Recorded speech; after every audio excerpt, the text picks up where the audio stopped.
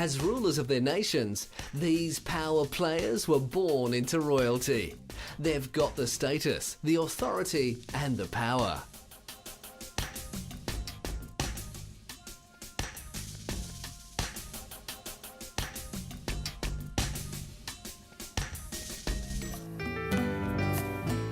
King Phumipol Adunyadet, the King of Thailand, is the world's longest-serving head of state and the longest-serving monarch in Thai history, having reigned since June 9, 1946.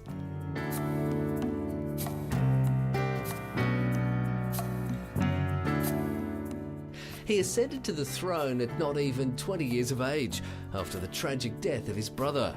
Being at such a young age, he continued on with his studies in Switzerland in order to complete his education and to prepare himself more effectively for his new position as ruler.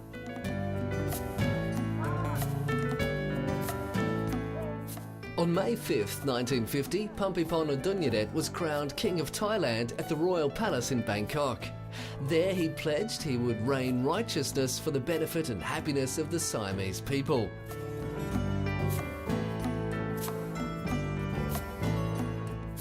Since his inception to the throne, King Phumipol Adunyadet has been publicly acclaimed as the Great.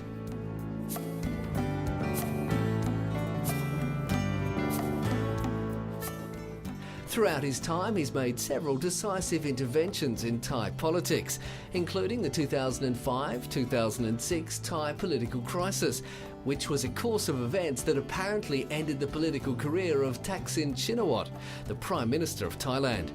He was given credit for assisting with Thailand's transition to democracy in the 1990s, and also used his great wealth to provide funds for over 3,000 development projects, mainly in rural areas. Being extremely popular in Thailand and honoured as a semi-divine figure by Thai people, his Diamond Jubilee, or 60th anniversary to mark his time as king, was celebrated with a series of events.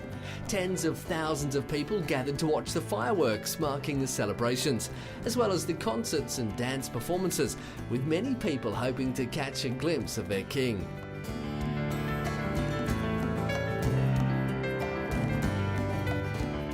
The festivities for the 5-day celebration included a gala dinner attended by royalty from 25 nations, a 1,200-metre-long royal barge procession manned by up to 2,500 Navy officers, and the release of 25,000 prisoners in jail for petty crimes.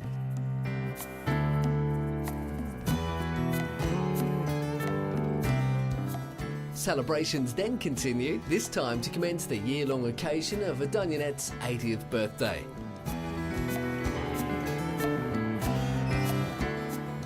The king's popularity is shown in many ways.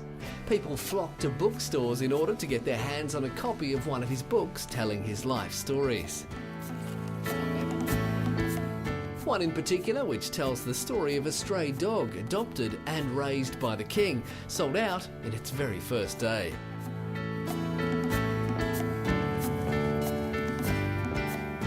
With 100,000 copies sold within hours, it was more popular than any other book on the shelf, including Nobel award-winning books.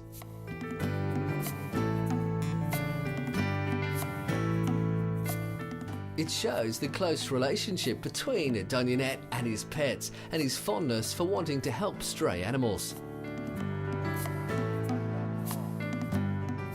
Following his hard-working efforts to improve the lives of many, King Phumipol was hospitalised for 3 weeks after suffering a clot in his brain. Surprisingly though, this sparked a new trend when he emerged from hospital wearing a pink shirt and jacket.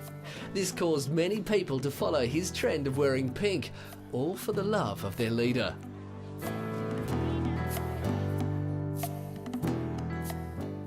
He is a monarch not only of the Thai people, but for the Thai people. He knows their needs and wants, which in return has left him being regarded as the light of Thailand.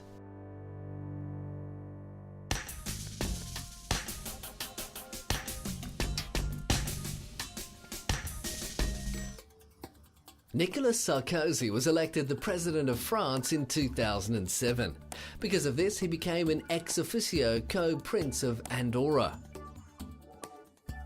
The Principality of Andorra, a small country in Western Europe, was established in 1278 by the Treaty of Joint Power between the Spanish Bishop of Urgell and the French Count of Foix, whose descendants inherited Navarre, a region in Spain, and then the French monarchy.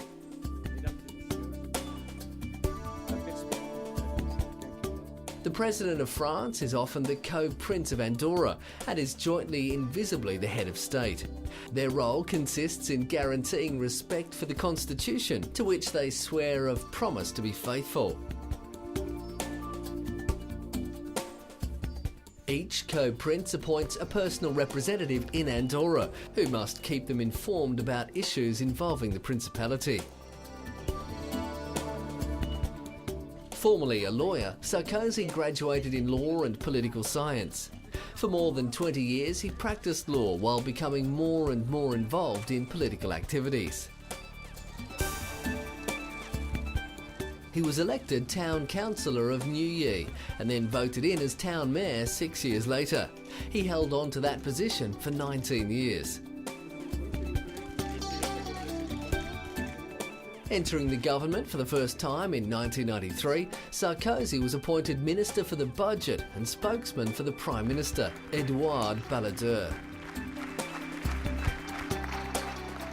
After Jacques Chirac's win in the presidential election of 2002, Sarkozy became Minister of Interior, then Finance Minister in 2004. With these two roles, he attempted to show that anything that seemed out of reach was in fact possible with a little determination. He was able to increase police presence on the streets of France, which in turn reduced misbehaviour, while also forcing big retailers to lower consumer prices. When running for President of France, Sarkozy received over half the votes, and it's easy to understand why. The President of France holds the nation's most senior office and outranks all other politicians. The greatest power for the President is being able to choose the Prime Minister.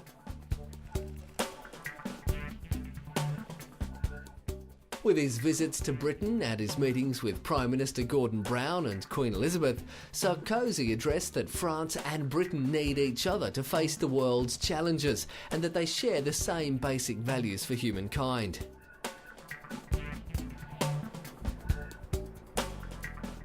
He's known for his strong point of view with law and order issues and his wish to renew the French economy.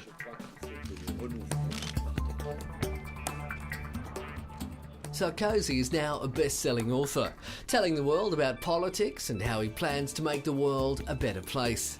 His books sell out within days of being released, which demands that larger numbers be printed.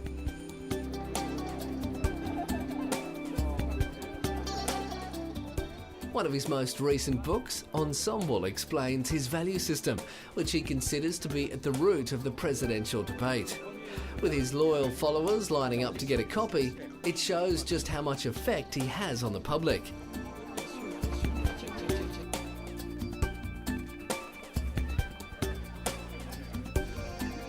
His stand against violence and riots will not be tolerated, and in turn has led him to stepping up security.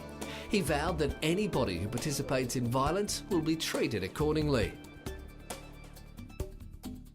Throughout his career, he's been called many things. The Mozart of politics, the Duracell bunny. But for Sarkozy, it's his image and determination that has made him one of the most powerful figures in France.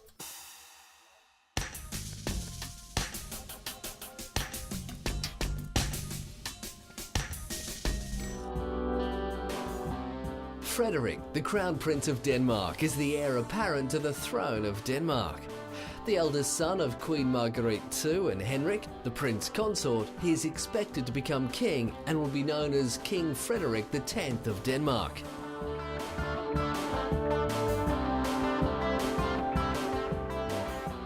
The title of king has not been a future position that Frederik has come to terms with easily, especially during his youth when he went through periods of doubt and thoughts that he was unwilling. But through mental and physical development, he's overcome the difficulties and accepted his destiny.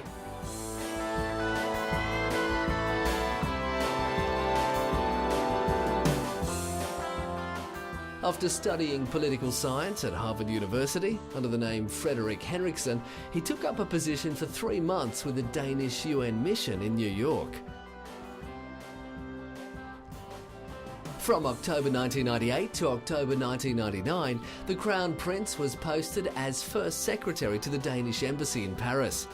He's completed extensive military training and studies, most notably completing education as a sailor in the Naval Elite Special Operations Forces. He has completed further training at the Royal Danish Defence College and remains active in the defence.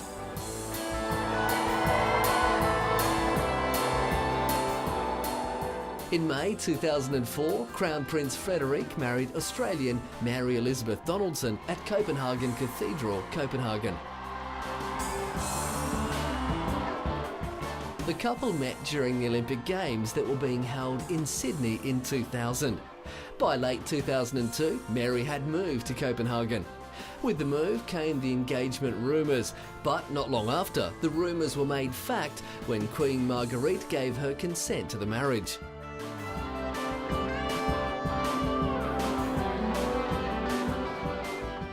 After the exchanging of vows at the lavish wedding ceremony, the newly married couple held their wedding festivities at Fredensborg Palace, the Danish royal family's spring and autumn residence, which is also the site of important state visits and events in the royal family.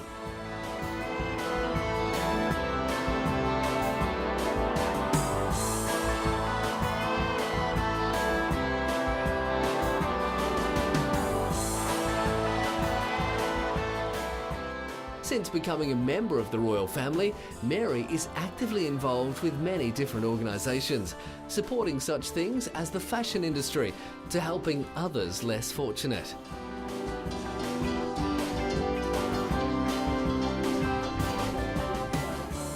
In the coming years, the couple will both be involved with many activities in Denmark and abroad, with Crown Prince Frederik having already represented Denmark at official events and headed trade delegations.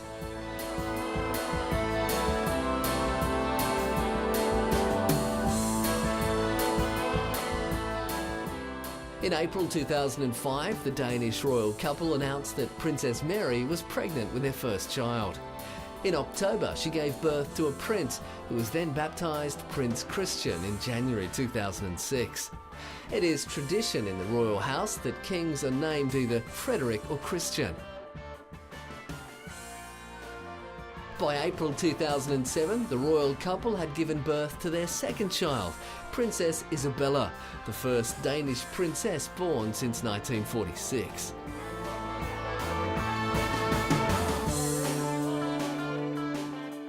Crown Prince Frederik is Commissioner of the Danish Red Cross, a role that involves him travelling to the troubled parts of the world, with each year being more determined to assist with relief efforts. Frederik is shaping his own role as a very modern, powerful Crown Prince who still classes himself as an ordinary person.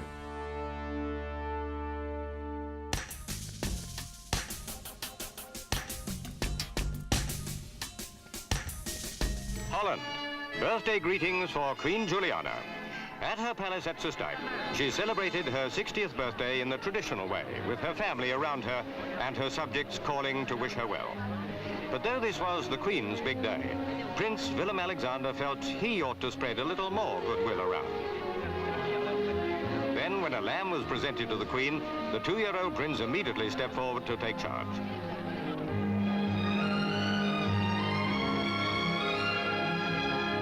As every little boy knows, to stand still is impossible, and they will put steps in the most awkward places. No tears, however. It wouldn't do for a prince to cry in public. While the festivities went on, the young son of Princess Beatrix and Prince Claus discovered a new game with a willing partner. So Prince Willem-Alexander found a personal way in which to enjoy an official engagement. But for his grandmother, the show of affection from her people was one which, she said, made an unforgettable impression. Willem-Alexander, now all grown up, is the Prince of Orange. As the eldest child of Queen Beatrix, Willem-Alexander is the first in line of succession to the throne. His official title is His Royal Highness Willem-Alexander, Prince of Orange. He received this title and became the new heir to the Dutch throne when his mother became the Queen Ruler of the Netherlands. He's the first male heir apparent to the Dutch throne since 1884, when Prince Alexander, son of King Willem III, died. If he ascends to the throne, he will be the Netherlands' first male monarch in over 100 years. As a member of the Council of State, the highest council to the Dutch government, which is chaired by his mother, the Queen, Prince Willem-Alexander performs a number of royal duties. He is aide-de-camp extraordinary to his mother. This title in some countries is considered to be a title of honour.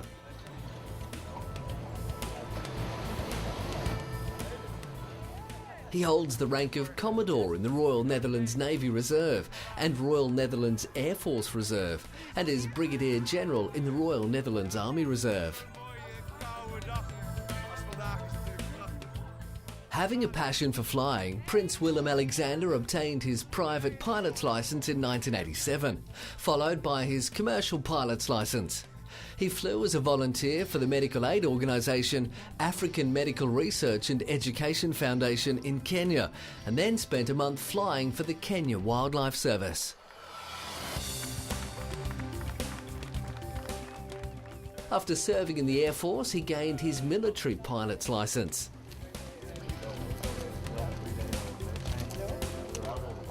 In his younger, more rebellious days, Prince Willem-Alexander seemed reluctant to be heir to the throne and was very much against the idea of being king. But now he's emerged and visibly grown in his role, even being described as extremely strong. A lot of his newfound strength and enthusiasm has been helped along by his marriage to Maxima Zorreguieta in 2002. Behind every great man is a great woman. On behalf of the Crown, the Prince carries out many official duties, from paying visits to armed forces and making time for troops in Afghanistan to his help with water management issues, a passion of his. He's become an honorary member of the World Commission on Water for the 21st century and patron of the Global Water Partnership.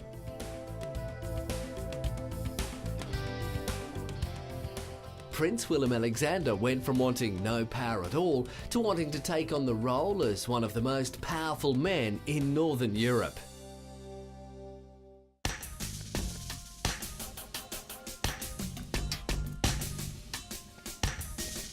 Bonnie baby will be christened Albert Alexandre Louis Pierre. He weighs nearly 9 pounds. A year ago, Princess Grace, former film star Grace Kelly, gave birth to Princess Caroline. Now a greeting rings out for the baby boy who takes precedence as heir to the 990-year-old throne.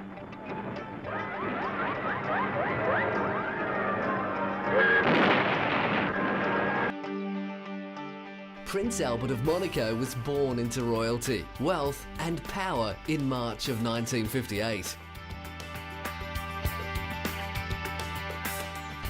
As the son of Prince Rainier III, ruler of Monaco for over 50 years, making him one of the longest ruling monarchs of the 20th century, and Princess Grace, a former Oscar-winning actress, Prince Albert grew up with a wealth of training, dedication, experience, and parents who lived the fairy tale lifestyle.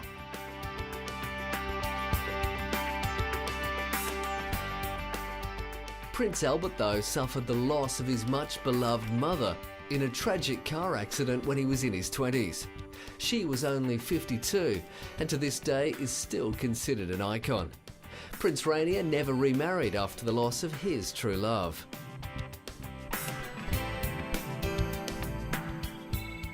Years before Prince Albert was to become His Serene Highness, he served as a second lieutenant with the French Navy before becoming president of the Monaco Red Cross.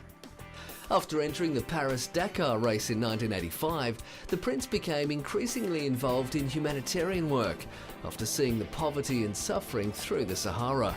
This inspired him to set up the Monaco Aid and Presence Association.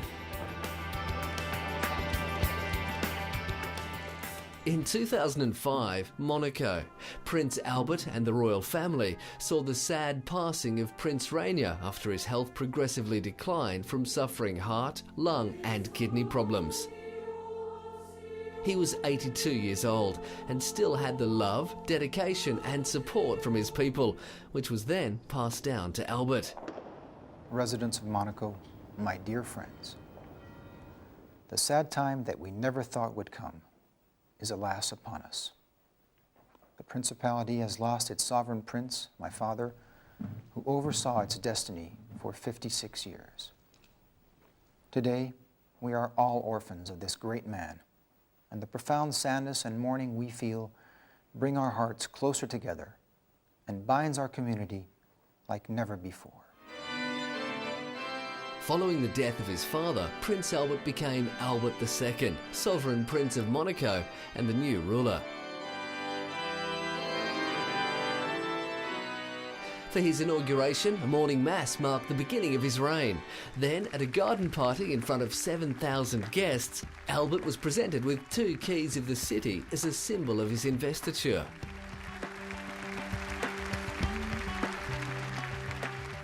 Having always shared his father's vision for the future of Monaco, Albert has clearly shown that he is a capable and qualified leader.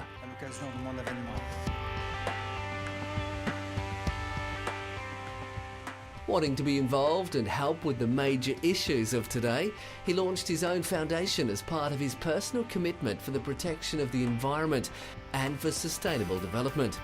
As quoted by him, the environment belongs to us and it's our duty to protect it. Albert of Monaco is not only considered royalty, he's classed as a celebrity and icon worldwide. Excelling in everything he's put his mind to, whether that be for his performances in the Monaco Olympic bobsleigh team, finding solutions to the world's biggest concerns, or being ruler of a nation, his passion, power and status, just like his late father's, is truly remarkable.